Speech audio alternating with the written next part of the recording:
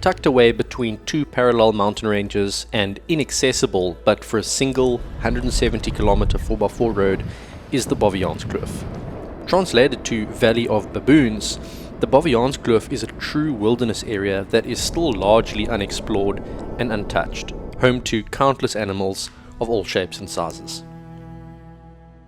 This includes, of course, the primates that thrive in this bushy, mountainous terrain, chacma baboons and vervet monkeys. These species are protected within the reserve section of the Baviaans Kloof, but to farmers in the surrounding valleys, they are public enemy number one, and we have been given access to a number of properties in the area to help reduce their numbers. Here in the Eastern Cape, both monkeys and baboons can be hunted with no bag limit, and we have the right tools for the job. Over the next few episodes, we'll be targeting both monkeys and baboons with a variety of rifles, including some new PCP airguns not yet shown on this channel. If there was ever a place to put our equipment to the test, this is it. And the lead will be flying. And let's not forget the insanely gorgeous camp spots deep in the valleys, the amazing food, and the nights under the stars. This is not just a hunting series. This is a celebration of the great outdoors and all the incredible experiences that come from leaving the city behind and going deep into the wilderness.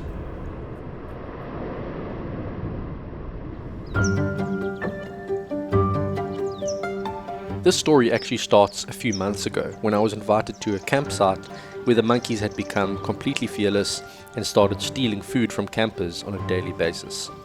The property owner told me that their numbers had grown out of control and he gave me permission to shoot them inside the campgrounds. So, armed with a brand new FX DRS tactical shooting 26 grain hollow point slugs, I get straight down to business. My choice of the DRS tactical for this task was based on the fact that it's an incredibly easy airgun to walk around with and shoot offhand. Something that is very much required when engaging targets like monkeys, which just won't keep still.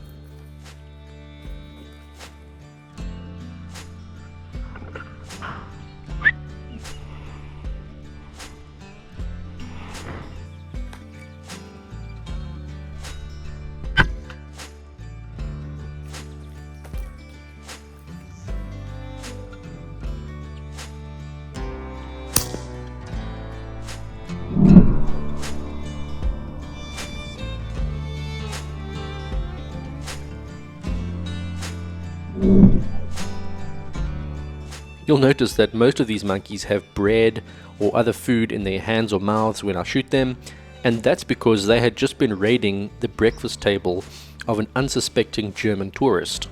They won't be doing that anymore.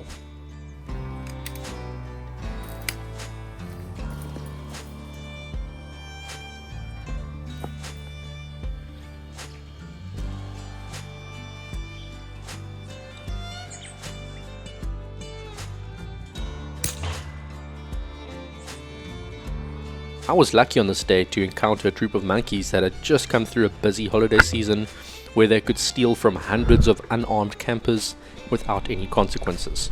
So I was able to do a number on this troop before they really realized what was happening. It wouldn't be so easy next time. This little gun, the DRS tactical, it is so perfect for this kind of work. It's very light, carry it in one hand very easily. It's great for offhand shooting, maybe one of the best I've ever felt for offhand shooting. Let's say you're chasing a monkey up a tree, which I've had to do a lot of today. You may have to sort of hold the gun in position for a while before you get a good opportunity at a headshot, and you can fatigue when that happens. So many PCPs are quite bulky and heavy because they've got to store air in some way. This obviously still has to store air, but it hasn't got an overly dramatic sized air storage reservoir. The air, as you can see there in the tube, just kind of wraps around the barrel.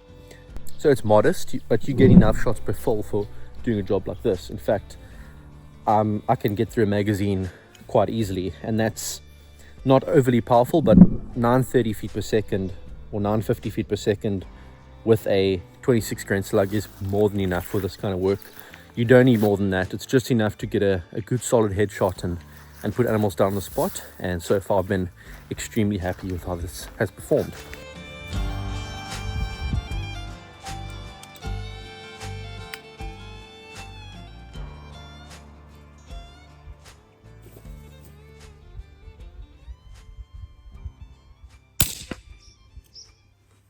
As you can see, I've been drilling stuff at sort of around 50 meters offhand without any issues. It works really well. It's a little bit difficult to get it to work with a scope cam, unfortunately, and that's probably the main downside of the scope. But everything else, it's a winner. With unfinished business after my last visit, we decided to return a few months later in the winter season, and after a long drive through the mountains, we arrive at camp and start setting up for 5 days of epic adventure. It looks like we're set for near perfect weather in the days to come, and the action begins within minutes as we hear the sound of monkeys chattering not far away from our camp. The sound is coming from a small dam surrounded by thick bush and home to a number of waterfowl, including ducks, coots and teals. The dam is supposed to be a safe haven for them, but if you know anything about monkeys, you'll know that they love eating bird eggs, and we catch them in the act of rummaging through the reeds looking for lunch. We could not have wished for a better start. We've just arrived at camp. It's only like 3 p.m. and there's a dam down here with monkeys drinking at the dam, a whole troop of monkeys, and they don't look afraid of us at all. They're obviously used to campers arriving, so prime targets sitting right there. We're going to give the impact a go. We've got some other guns here too, which are more set up for close range shooting, but they look pretty far and there's a bit of wind, so the impact with the heavy slugs it is. Let's see what kind of damage we can do. Oh my word, there's a lot. Oh my goodness. Let's do this.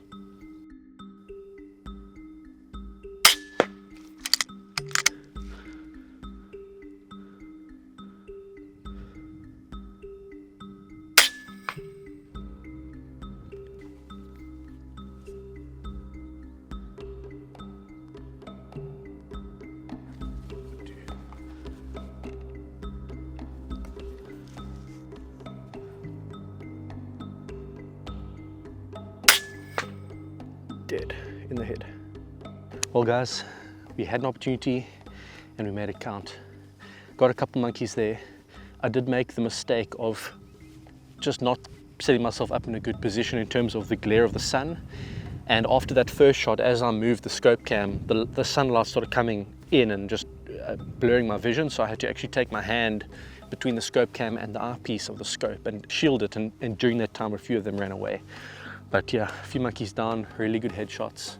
I rate I'm going to take a walk and see if I can find them. But yeah, it was important to make that count because the monkeys have now seen some of their comrades dropping and have seen me over here. So they won't be quite as relaxed next time we actually take some shots at them. So yeah, the more we shoot at them, the smarter they're going to get. Hopefully we get more opportunities. That's what we're here for, but it's been a good start. Right, first monkey. This was from a little bit over 60 meters, so quite an easy shot despite the wind. Got him right there in the back of the head, and this 40 grain slug would have exited somewhere in the front of his face. So as you could see, it's dropped on the spot. Perfect shot. We're using the Impact M4 there. As I said, this is more set up as a long range gun. It's got an 800mm barrel, shooting heavy slugs. It's not the best for walking around with, but off a tripod, sort of at distance in this wind, didn't want to take any chances, wanted to make that opportunity count, and did so with the Impact. Later on we'll be switching to the new Leopard, which is set up with a shorter barrel, a little bit less power, but the 26 grain slugs at 1,030 feet per second, so still very, very capable for close range stuff. And yeah, hopefully we can get a few down with that. But this is a good start, and as far as I know, there's a couple more monkeys up there, so let's go see if we can find them. Right, here's our next monkey. Now this one I did not get cleanly in the head. I think, if I remember correctly, he ran a bit further back and I didn't have time to re-range and dial, so I just held a bit over and I got him heart and lung shot. But as you can see, it did the job. I think he was on this stick right here and he basically fell 30 centimeters down. So another clean kill, another monkey down. And I think the third one is very, very deep in there, so we might struggle to recover him, but it's not the end of the world because we are far away from the camp. So even if we can't find them here, they're not going to be an issue. But let's take these two that we've got, let's get them far away, and what a great way to start.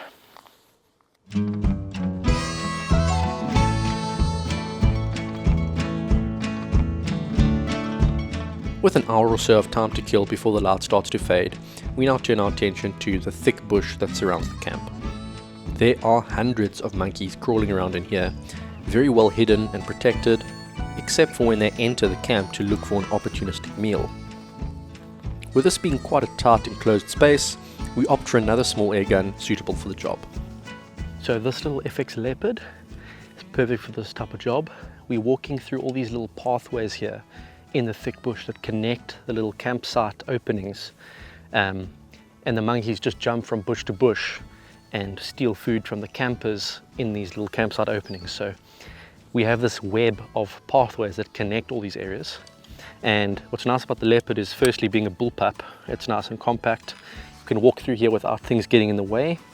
But then obviously, because it's a bullpup as well, we have a nice long 600mm barrel here, which gets a 26 grain slug up to 1030 feet per second with no extra power modifications or anything like that. And I believe we have quite a modest reg pressure, also 160 bar. So we're not really pushing it hard.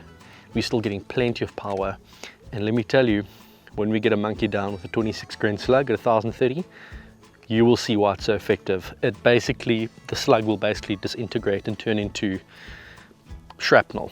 So perfect for this kind of job. But now let's just get a monkey. I heard them here earlier when we were collecting those earlier monkeys. They were in this area, but they seem to have moved on. But they will be back.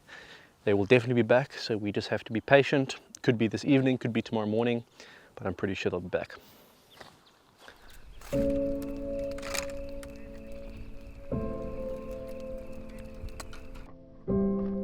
Throughout this little series, we're going to be trying to showcase the whole lifestyle of what hunting is about. It's not just about the shooting, it's about getting outdoors, the camping, time around the fire, the cooking, making coffee, that sort of thing. And right now we're making coffee with something new that was sent to us by a company that imports Petromax products to South Africa. It's a German company that makes really nice cast iron stuff. And this is a coffee percolator that we're going to actually put on the fire. But it's pretty cool. It's got this little contraption inside it that basically sucks water up and then deposits it on top of the coffee. So we've ground some coffee nice and coarse for the percolator. We've got enough for 2 people here, and then drop it in the fire and see if we can get some coffee going. Should be pretty good.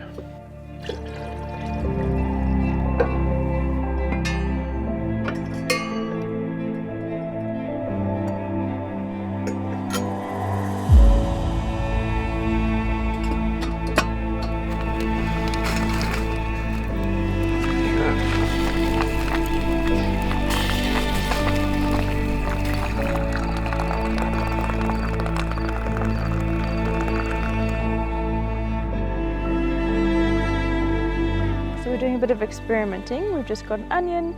I've just kind of sliced it a few times without like completely severing it from the bottom. So it should, in theory, like bloom out. That's what we're hoping for. I've just put some butter, some salt. We're hoping this turns out well. Yeah, we'll let you know how it goes. Keeping it simple tonight, our main course is some pork rashers, which should be good, and some chicken sausages. So I think we've got 2 rashers each and 2 chicken sausages each. It's plenty of food. Anything we don't eat today, we'll have for breakfast tomorrow. And that is the beauty of a braai. Meals like this, with the crickets chirping in the background and the Milky Way above us, just put the cherry on top of epic hunting days. But tomorrow, there is more action to come. We have only just begun.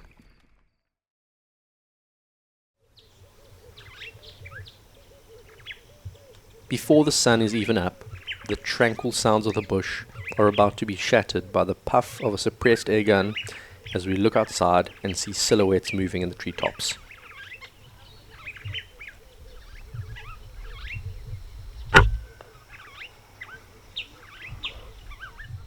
First monkey down of the day, dialed 0.8 of a mil, and he went straight down.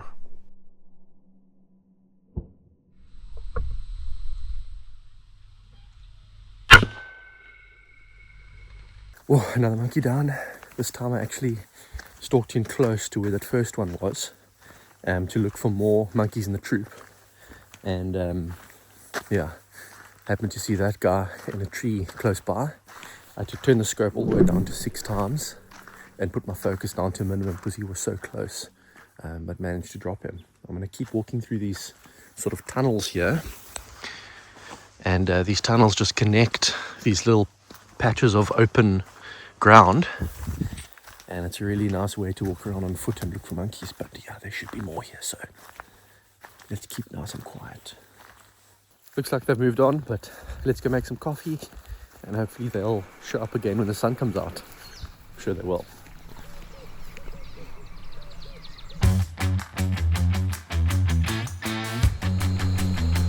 As the sun emerges from behind the mountains and starts to warm the valley floor, I get to work packing up camp while Nicole prepares a quick breakfast to keep us fueled.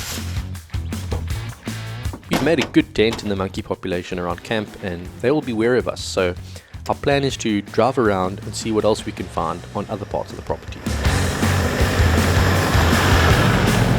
At this time of the day, when it's still cold, the monkeys tend to climb to the tops of the bushes to get sun. So our plan is to find a lookout spot and wait, hopefully getting an opportunity with a 22-250.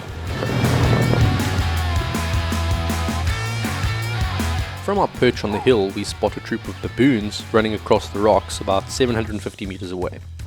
A little too far for an ethical shot with a 22-250, but we'll get them later.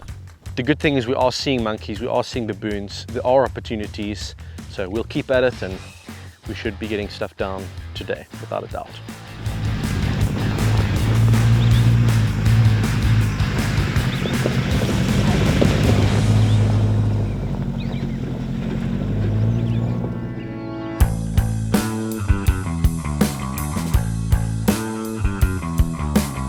This is not just a wilderness area.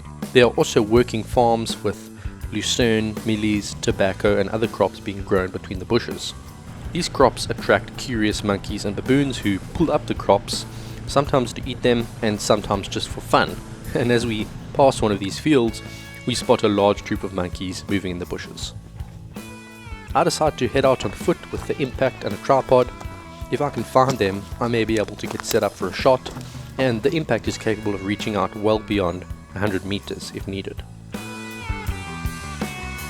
Outsmarted once again, whole troop of monkeys jumping into this clump of bushes over here. They may actually still be in there, it's really hard to tell, but we try to cut them off and kind of walk around the back end of the bushes to kind of stop them from jumping over, but I think they just beat us to it and jumped across before we could get to them. So yep, unfortunately these monkeys are smarter than us at the moment, but we're going to keep at it. We are seeing them, so we know that they're here.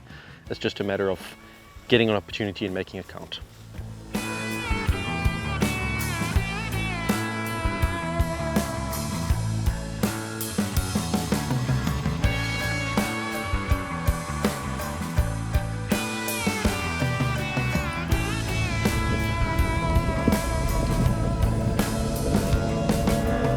It's been a relatively slow morning with no success since we departed camp, but we take some time over lunch to discuss strategy and decide to rather focus on the area immediately surrounding the camp.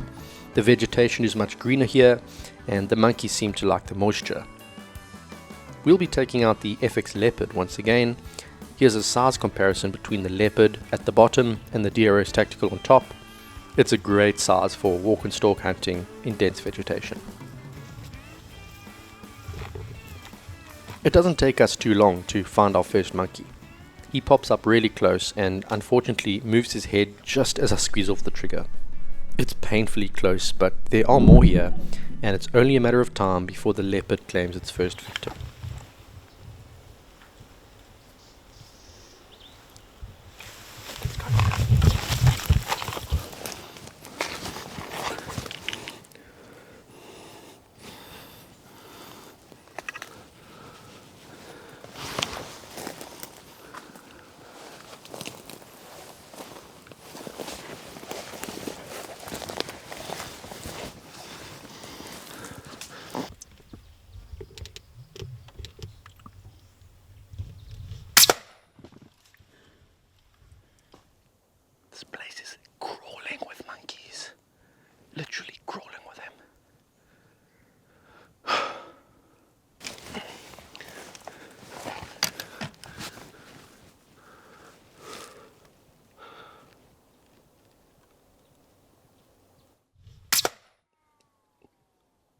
Whew, that was a proper adrenaline rush. We've been looking for these monkeys all day. They've just evaded us.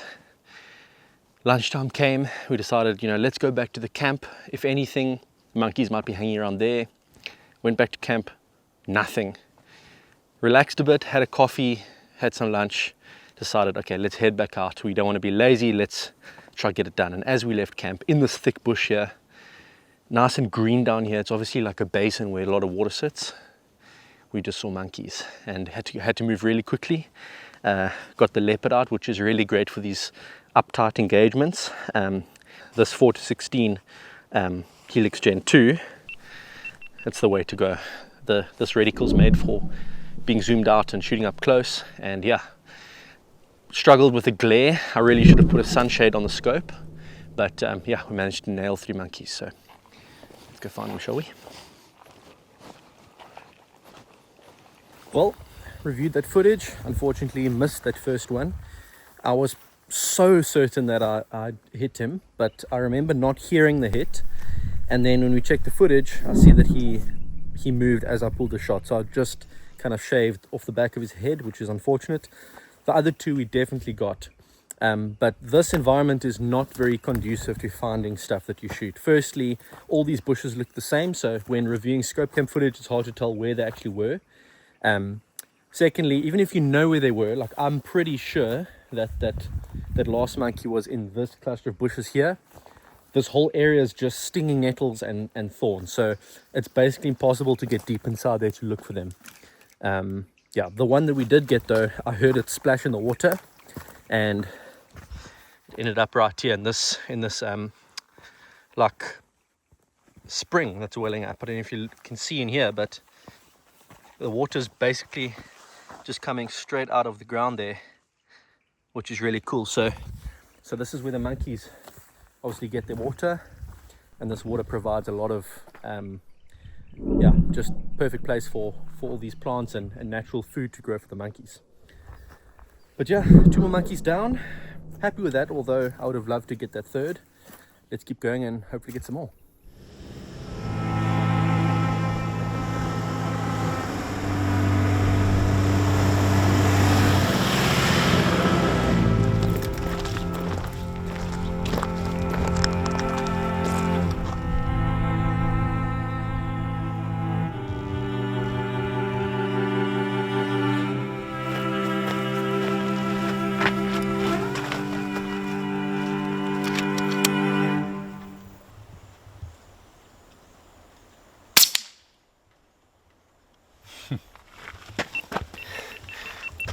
Perfectly dropped. Our luck has turned.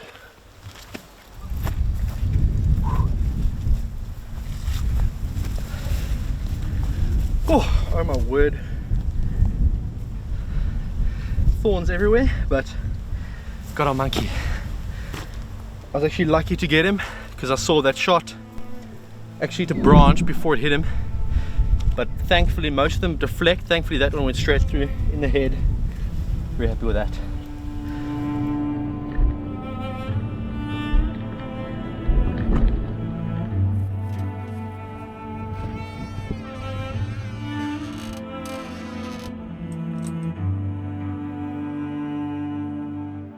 After a slow start to the day, we are happy that our afternoon session has reaped the rewards, and particularly chuffed that we got to use the Leopard. It has proven to be a really good option for this type of hunting. But now, with the light fading, it's time to wind down for the evening, put the rifles away, get the batteries on charge, and start the fire. We've had to work hard for our monkeys today. It hasn't been as easy as just walking up to them and shooting them. We've had to really take opportunities when we've got them. At some points we haven't been able to take opportunities, and those are lessons that we're going to have to learn the hard way. But at the end of the day, the FX Leopard has taken a few monkeys down with some good headshots, and we can relax now and enjoy the evening. On the menu tonight, we've got some peach wors, and we've got some bacon wrapped cherries as a starter. Then we've got some sweet soy chicken sausages, some mushrooms and some butternut as a main course, and as always, what an amazing way to end the day. Out in nature with a whole canopy of stars above us.